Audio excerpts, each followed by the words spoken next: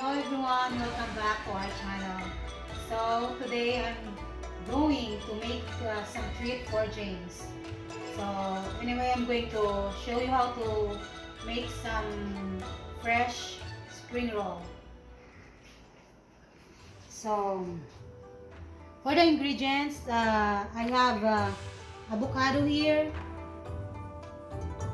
shrimp that I already boiled, lettuce, cucumber, from my garden, basil, and mint leaves.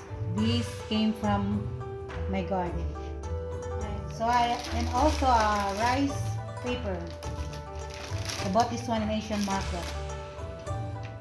And for the sauce, hoisin sauce, fish sauce, of course, peanut butter, and I have some leftover garlic, that I already toasted, and peanuts, the fresh one. First, you need to wet the rice paper.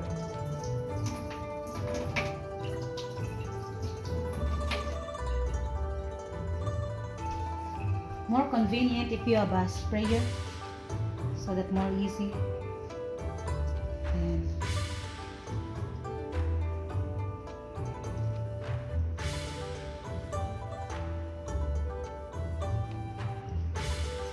some people, you can also add mango.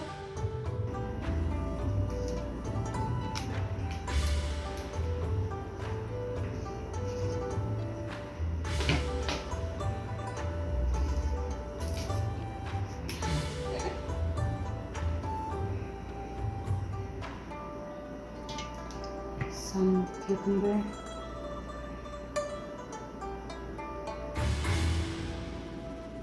It's gonna stick, so we need to roll this one.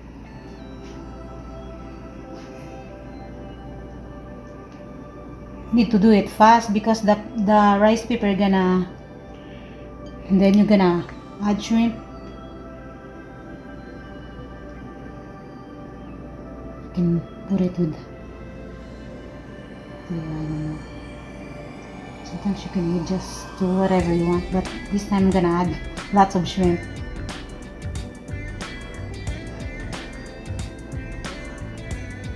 Oh no, it's not working.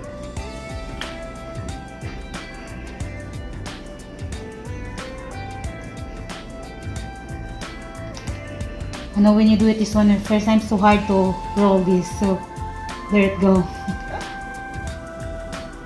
And I can smell this mint leaves and basil. And some also they also add vermicelli, but I don't want the vermicelli. I prefer to add more vegetable than the vermicelli.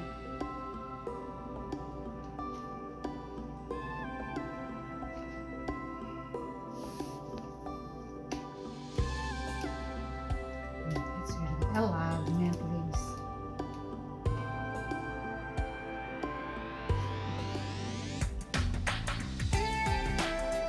More healthy stuff.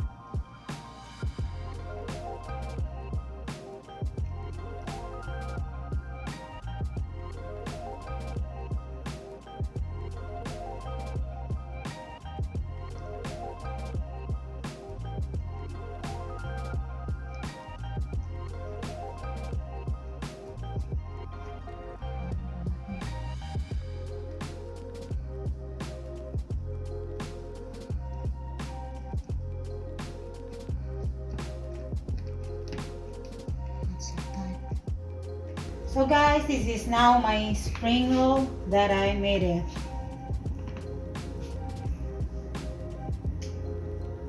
So now I'm going to show you how to make the sauce. So what I'm doing is I have a fresh peanut here that I was being roasted. I don't have almaris here, so I just make something so that to smash this.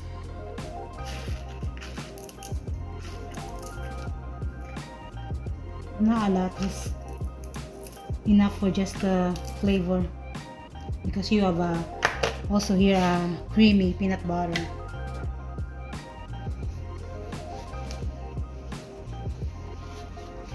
If you don't have almaris, make something.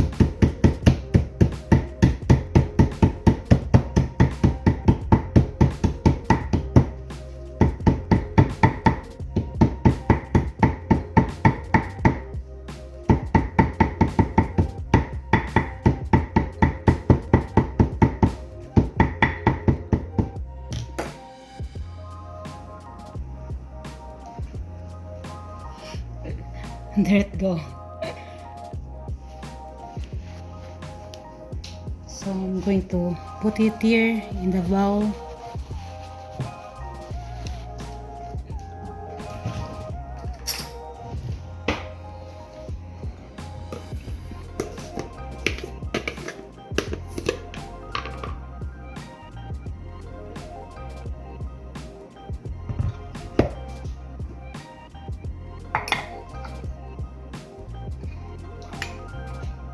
Butter.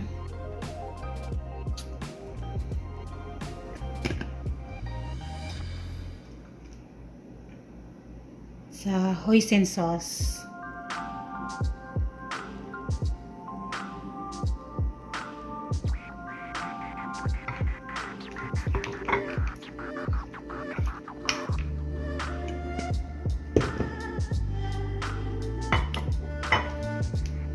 Fish sauce.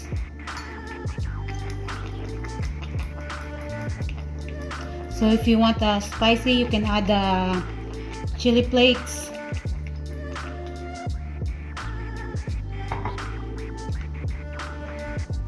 You want spicy?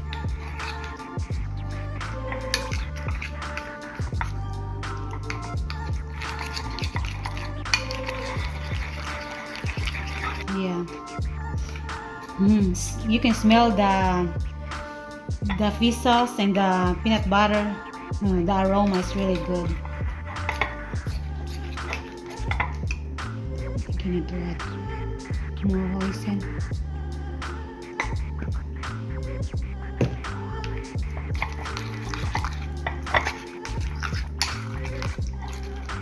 Me, I add a little bit of water for that. Just a little, so that it's not gonna so sticky.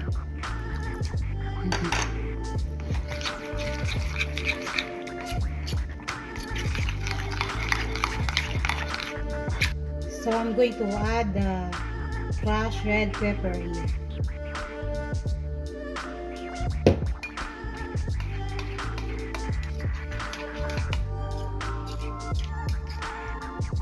So this is now my fresh spring roll.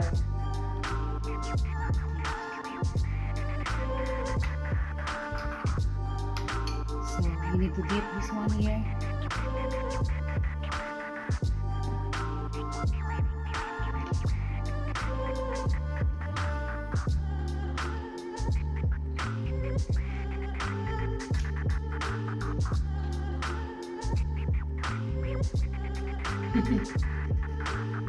Thank you guys for watching my video again, fixing the fresh spring roll that the items came from my garden. Hope you enjoy it, and I give you a little bit learning how to make this. So thank you, and please like, comment, and subscribe.